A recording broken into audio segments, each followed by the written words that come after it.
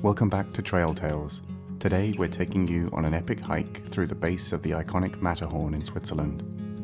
We'll show you the trail we took, the breathtaking views we saw along the way, and provide all the information you need if you want to follow in our footsteps. The Matterhorn straddles the Swiss and Italian border in the far south of the country. We'd be ascending it from the Swiss side, starting in Zermatt. It is arguably one of the most recognizable mountains in the world due to its distinctive shape and lack of neighbors surrounding it. This mountain is a national symbol of Switzerland, a tangible totem of Swissness. Our hike today would take us 8 kilometers down the mountain from the second highest cable car station at Trockener Steg to one midway down the mountain. While there was very little elevation gain, we'd still be descending over 1,300 meters. The hike was scheduled to take about 2.5 hours in total. If you're into hiking or enjoy the great outdoors, then this video is for you. On this channel, we seek to inspire you by bringing you along on epic hikes that we've discovered along our travels. Our day started at Tesch, where we parked and took the shuttle train into Zermatt. This car-free town is filled with charming chalets made of weathered wood, and as we walked through the center, the iconic Matterhorn poked out over the tops of these buildings. The walk to the cable car did feel quite long, but the views were stunning and it really set the stage for this classic alpine adventure. Today we're in Zermatt. We're going to be taking the cable car up to Trockener Steg, which is a foothill close to the Matterhorn. We just had our first little glimpse of it and it is quite majestic. We can certainly see why it's so famous. We finally reached the cable car station at the foot of the mountain and bought one-way tickets from a vending machine. This is Switzerland, so they weren't cheap. Our original plan was to hike from Trockener Steg to Schwarzsee and then take the cable car down, a much shorter hike. However, the station at Schwarzsee was closed, so instead we hiked all the way down to Furi cable car station in order to descend back down to Zermatt. Our journey to the summit had us changing at Furi and then riding another gondola up to Trockener Steg. You can continue riding even further up to Matterhorn Glacier Paradise, the world's highest cableway, so they claim. But this was very expensive, and we didn't have the right gear for any ice hiking anyway. So Trockener Steg is up at 3,000 meters. You can definitely feel the altitude up here. Steps are a little challenging when you're climbing. Fortunately, our trail today is going to take us down some 1,000 meters to Furi. It's going to take us about 2 hours, so the sign says, but I'm sure it'll take us a little longer because there are so many pictures to take. We have an incredible view of the Matterhorn from up here, but we won't be hiking that today. That's 4,400 meters. That's over 1.5 kilometers higher than where we are now, which is quite incredible. There's no obvious trail up there. We marveled at the Matterhorn standing tall, with clouds forming in the turbulence caused by the peak. It almost looked like the mountain was smoking. On this particular hike, this is the closest you'll get to the Matterhorn, so spend some time taking photos if the weather permits.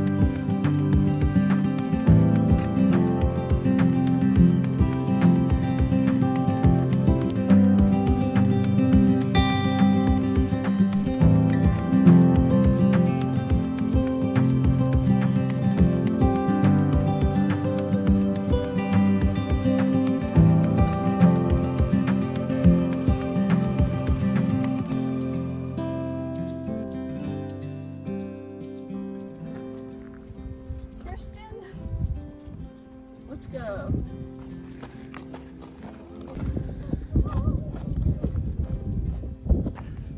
At first glance, this landscape appears to be completely barren and lifeless.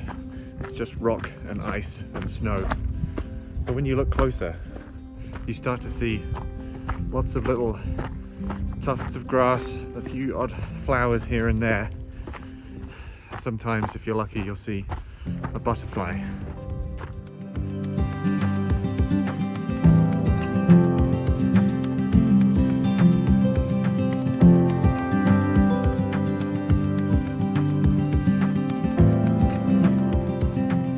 Up here with all the rocks and you can't see any green, it feels like you're on a completely different planet. It is wild. Come on. You got this. I don't like it. We'll come.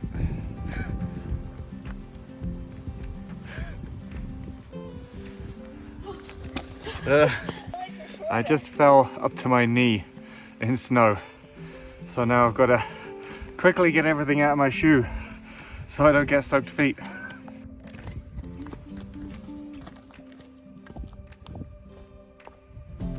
The first hour or so of the hike granted us many pretty views of the Matterhorn and down the Zermatt valley. The way was well signposted and the path was clear. It was very peaceful and we were totally alone on our trail.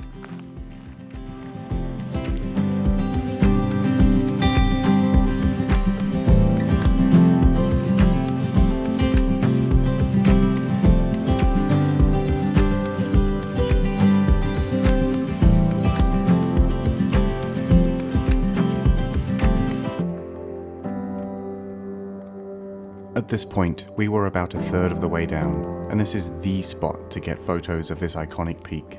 We stopped for some snacks and a breather, but also to take many photos. It's important to pack well on this hike. We needed warm clothes at the top with sunscreen on our faces, and as we descended, we shedded layers and slapped on more sunscreen as the temperature increased dramatically. I should add that this was during a heat wave. You may experience just cold when you hike this trail.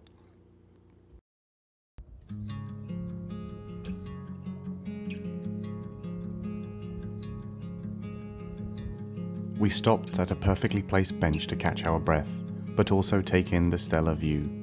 This is one of the most rewarding things about hiking for me, really being present in the moment, to sit and stare in silence at the natural beauty at such a grand scale.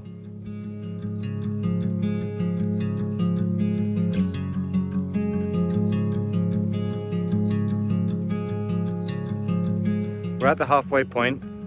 The trail has started to get very steep. Lots of switchbacks, baby steps on this very loose, fine dirt.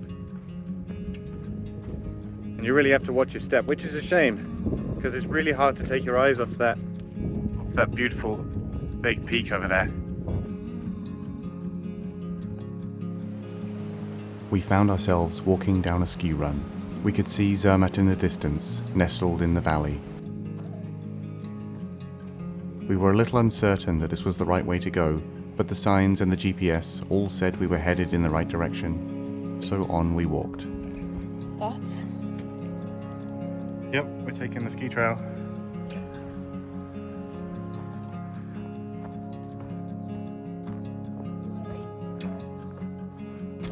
The steepness of this trail doesn't really come through on camera. I can certainly feel it in my legs. It's hard work.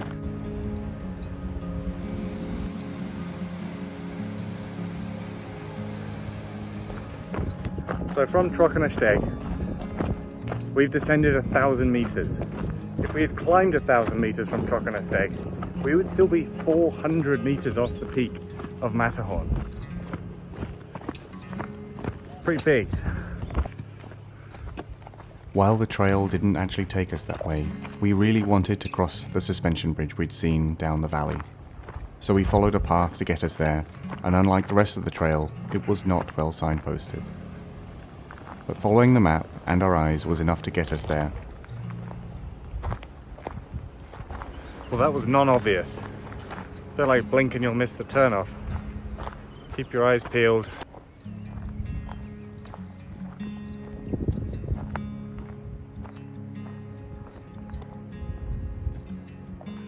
We're way down in the valley now, where the glacier once stood.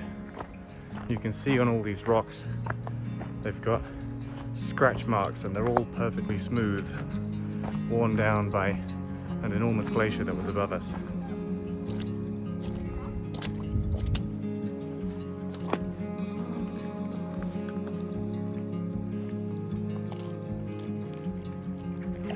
Whoa!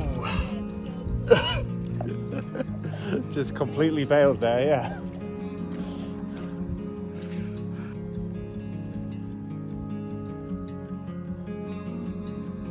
We followed signs to the Gletschergarten, or Glacier Garden in English, and we crossed the suspension bridge. The bridge was well worth the extra distance we'd covered, as the view from the midpoint was amazing. How was it on the bridge? It's bouncier than I expected, but it's fun.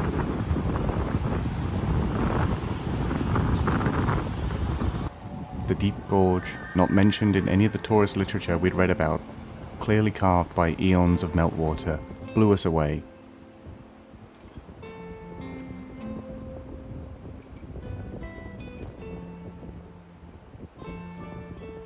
Don't worry.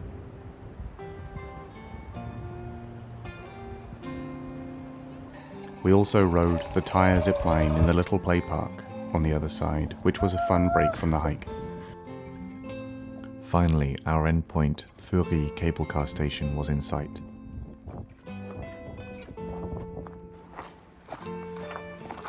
Closing in on the end, with the steep valley obscuring the majestic Matterhorn, we passed through a small forest and entered alpine meadows, with ski-in, ski-out chalets sprinkled throughout them.